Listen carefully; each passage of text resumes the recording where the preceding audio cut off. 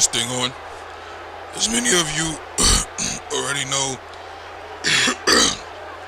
excuse me, let me get some of that stress out my voice. The inmates are gone. I feel a lot better. But as many of you already know or have heard by now, the pay-per-view Protectors of the Kingdom was canceled. Some of you have heard different reasons as to why this has happened, and I'm here today to tell you all that those reasons, most of them are true. It has a lot to do with the growth of the company as well as the recent events that took place on my show Terror Dome. I'll be more than willing to take some of your questions as soon as I'm done talking. For now, any questions regarding the situation, I'll be more than willing to answer truthfully. I'll also inform you all of future expectations as long as it's within the company's guidelines. But thank you all for being here. I just want to apologize that Protectors of the Kingdom has been canceled. The decision was not ultimately mine, more so the board members above my pay grade. Other than that though, I'm ready to answer some questions. Sir, may I ask if it's true that the reason or one of the reasons that the pay-per-view is cancelled is because you were too scared to face the Insane Inmates in the Circus Massacre match? That's not true at all. I'm getting old. I'm getting very old. I've seen some scary stuff in my life. The Insane Inmates can be scary, but not to me. I'm not scared of them. I was just the one who brought them aboard. Regretfully though. However, due to their contracts, they cannot be terminated from the Powell company in any way. With the help of Amy, I was able to buy some more time from them, causing any more damage on my roster. And the growth of the Powell company enabled more shows to be involved, which allows us to conduct multiple trades. So from this past draft, that's what occurred, trades, and that resulted in the inmates being split up. So, different inmates being on different shows. One is in Atlanta, Georgia. Another one is in Chicago. The other one is in Japan, Wrestling and Rise. Unfortunately, I still have the females on Terror Dome. The inmates' contracts still have them on probation. So, wherever they're working, as far as a show, they are unable to leave the state or region due to their probation contracts. In summation though, there will be no Circus Massacre match because there are no inmates to participate, not because I'm scared of them. You said there will be no Circus Massacre match because there are no insane inmates to do so. Well, from the Power website, it was implied that the board members were not too fond of the recent actions from the inmates, including their Circus Massacre match plan. Is this true? Yes, that is also true. The Insane Inmates have a long history of doing, insane things, and their recent actions, along with the growth of the company, enabled the organization to maintain the inmates for quite a while. Whereas before we only had 2 shows, and the 2 shows were close enough for the inmates to go and come as they please, doing whatever they wish as well. But the Circus Massacre match was deemed to be too violent for television, and their attempt to set Brother Death on fire was way out of line. I feel really bad for the people I've endangered having the inmates on my roster, so sorry to everybody that's had bad experiences with these inmates, but I promise I'll make it up to you. Aside from the Circus Massacre match, there were a few others expected at the pay-per-view that Terror Dome would face Fire in a 6-man tag match. With recent trades and everything, was that the reason too that you decided to cancel the pay-per-view?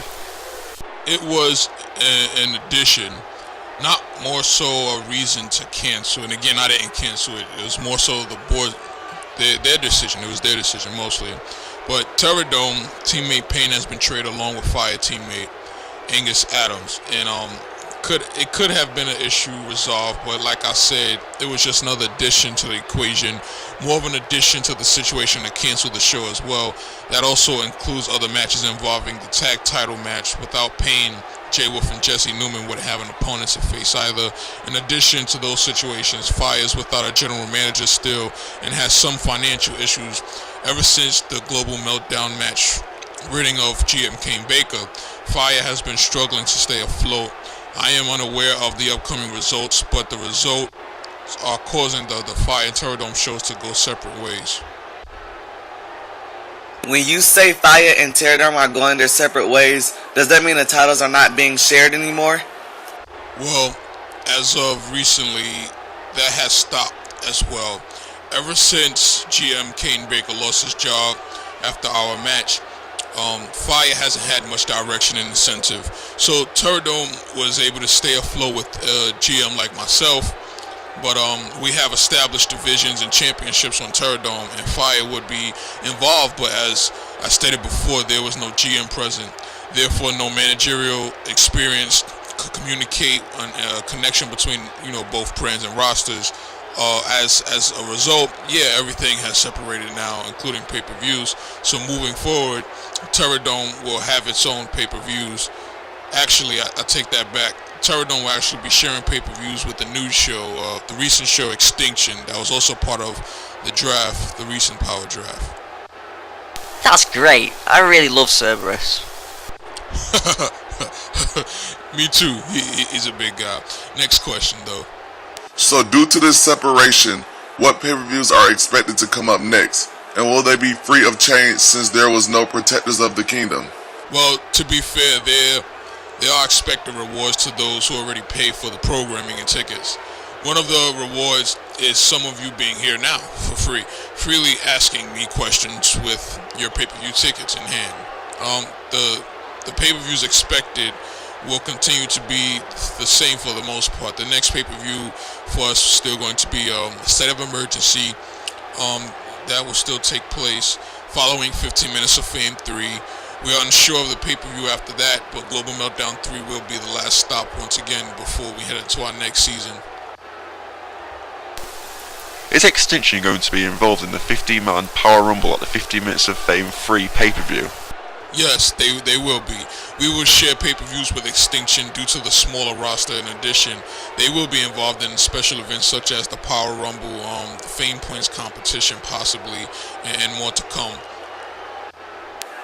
I want to change the subject a bit. I've been doing some research on the AWTO company. It appears that they are solely using the Teardown roster for their line of work and experiment. This too played a role in some show delays by the board members. On that, I cannot reveal too much information. The Advanced Wrestling Technology Organization is somewhat secretive on its experiments. They are to reveal what is deemed to be acceptable. As for the involvement, though, of the board members, though, the recent experiment or project of the adrenaline virus raised many questions. Some believe it's an advancement of steroids, others say it's just a cup of coffee. I can tell you all the truth, it's no different than a form of medication. The adrenaline virus was made to enable wrestlers to perform better, increasing their stamina, endurance, speed, etc. Unlike steroids and other enhancers, the adrenaline virus has made it very little, to have any kind of symptoms, negative effects, I should say. Currently, the only symptoms using the A virus is supposed to be an increased sense of rage, which only has shown in John Xavier so far. Brother Death and Bowtie Bandit have not shown signs of sudden rage. Another symptom is the change of eye color to a bright teal color. If the adrenaline virus is supposed to be a good thing, please tell me why it's called a virus. Good question. I think it's my fault, to be honest. It's called the Adrenaline Project, but my ignorance started to entitle the known name of Terradome's roster to, the Adrenaline Virus. I'm more so opposed to things like this, but between the Power Company and the Auto Company, these things are being done for good reasons. However, the Power Company is moving forward cautiously with the project. The Auto Companies, the experiments that they produce, gotta move slow, take our time and see what's going on, especially involving superstars participating in these experiments. Thus, our current Power Core champion, John Xavier, is not allowed to compete until approved because he was injected with the adrenaline virus willingly, I might add, willingly. With recent shows aboard the Power Company, Extinction and Rise to Glory, do you think Terradome will fall a bit like Fire? I look forward to seeing some of these new shows go to work. I doubt we'll see Terradome take a back seat. As I said before, Fire has no GM. Kane Baker isn't there anymore, and it is very hard these days to find a general manager, especially one that wants the rosters we have. Extinction and Rise to Glory, they may go as far as they can. Terror Dome is known as the flagship show. Whether it becomes a B show to the others or not, it's not my concern. I started this show with specific intentions to allow opportunities, and that's what I'm going to continue to do. I also wish my son the best on his new journey over in Rise to Glory. I have no reason to hate or fault for other shows. Good luck to all shows. Good luck to my son, Tank Jr. Rise to Glory is your new home. Congratulations. With the Insane Inmates gone off Terror Dome, there are a lot of additions to the roster, including the returning Noah Cage and former TP superstar Phoenix.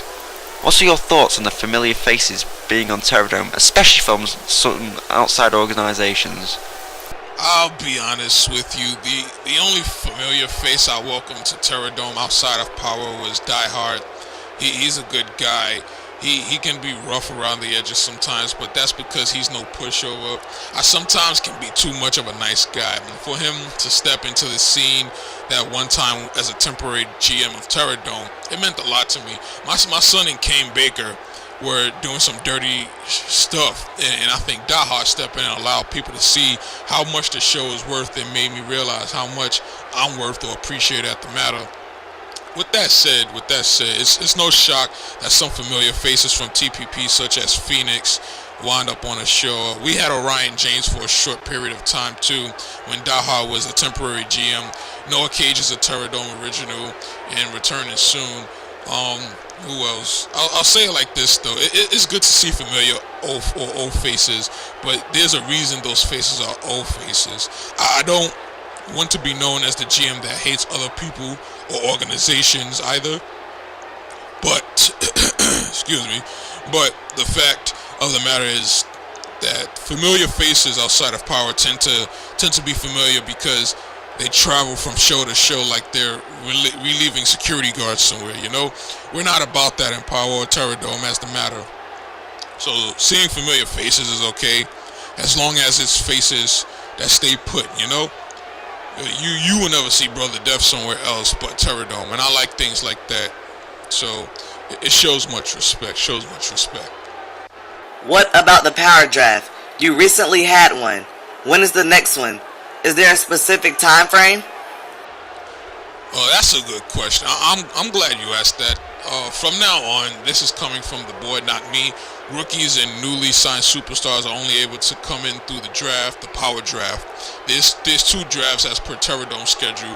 One is the mid-season draft. The other is the end-season draft. Mid-season drafts will always take place sometime before 15 Minutes of Fame, and the end season will always take place after Global Meltdown. And the only shows that will sign superstars outside of the draft is Rise to Glory and Rise.